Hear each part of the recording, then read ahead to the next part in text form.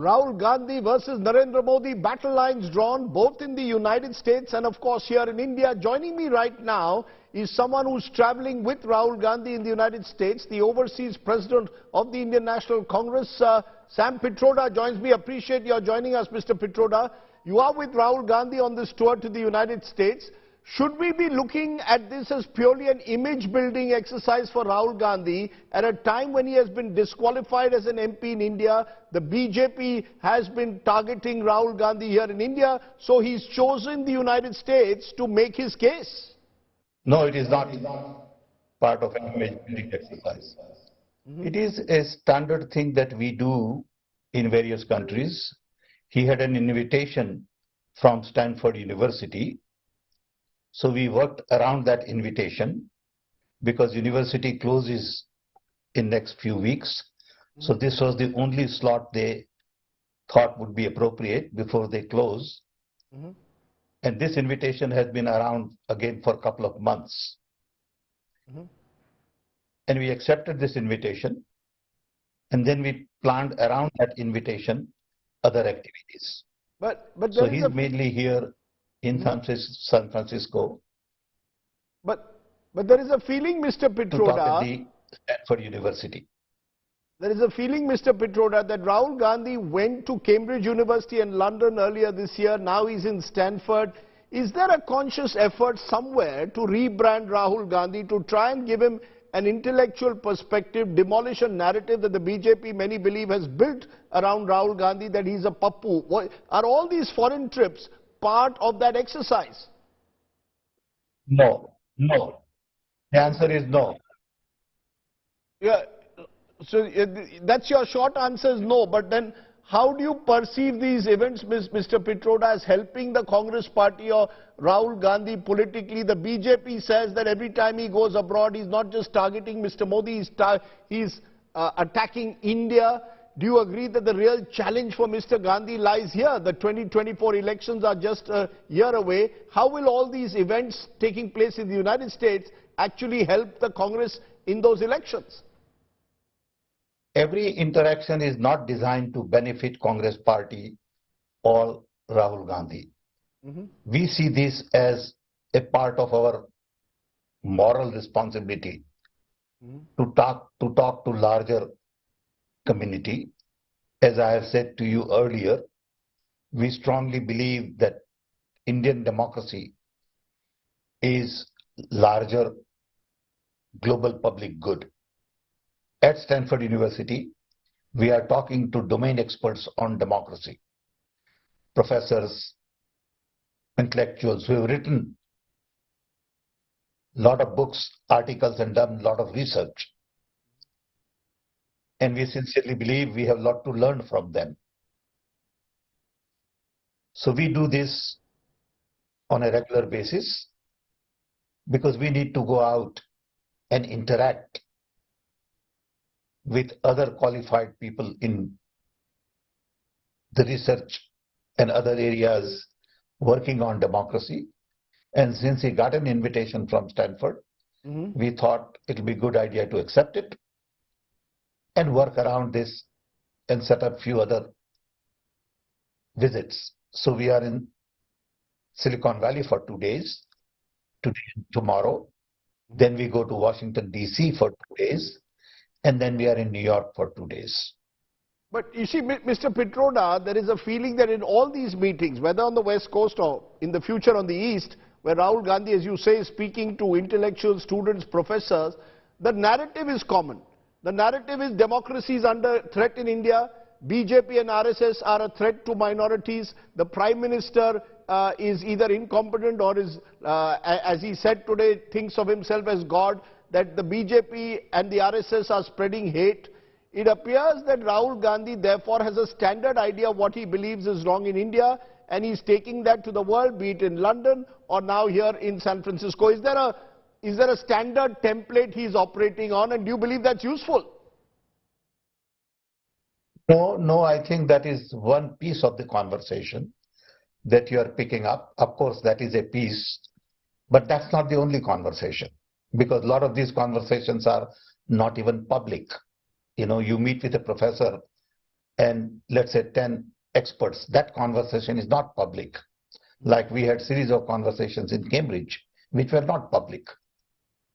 So out of 5 events, maybe 1 event is public, and the 4 other events are not public. So you pick things from public event, and you are right, from public event you get an impression that we are saying Indian democracy is under strain, and we believe that. I believe that too, not just Rahul, that institutions are captured, media is biased, that civil society is under strain, and as a result watchdog initiatives are undermined, and there is very little rational, logical, respectful, dignified conversation in public space.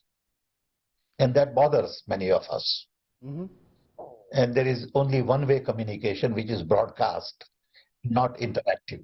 For example, let's say why is the Prime Minister having press conferences? That's what democracy is all about. Democracy is not about broadcasting messages. Democracy is about listening to people. And to me, this is a great concern, that Prime Minister of a nation like India does not have press conferences. I'm giving you one example, but there are many, many examples. But Mr. Pitroda, while you question the Prime Minister, target the Prime Minister, and you have every right to express your view, the fact is Prime Minister Modi has also traveled around the world, been received by huge audiences overseas. In Australia, for example, he was termed as a rock star. He's also coming later next month to the United States. He's a very popular leader globally. So while you say that his communication skills are one way, there will be others who will say, Mr. Modi, whatever he's doing, is rather successful at it.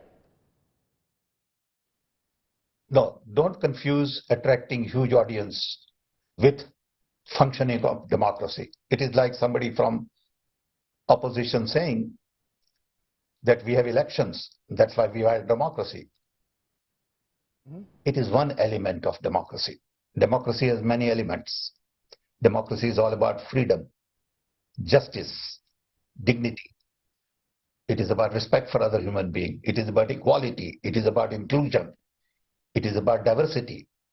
So we look at many dimensions of democracy. Of course, Prime Minister gets a lot of respect, and we are proud of India's Prime Minister if he gets a lot of respect, because he's getting respect as the Prime Minister of a country of 1.4 billion. That's great, nothing wrong with it, but don't confuse that with democracy. But do you agree somewhere that Prime Minister Modi is, as a brand, and is a bigger brand, a far better communicator, is able to connect with much better with large audiences overseas than Rahul Gandhi? Do you agree with that, that this Modi versus Rahul binary which we draw only works in favor of Mr. Modi? No, I don't agree, because connecting with large audiences require interactive communication. And broadcasting is not connecting. Okay? I'm very clear.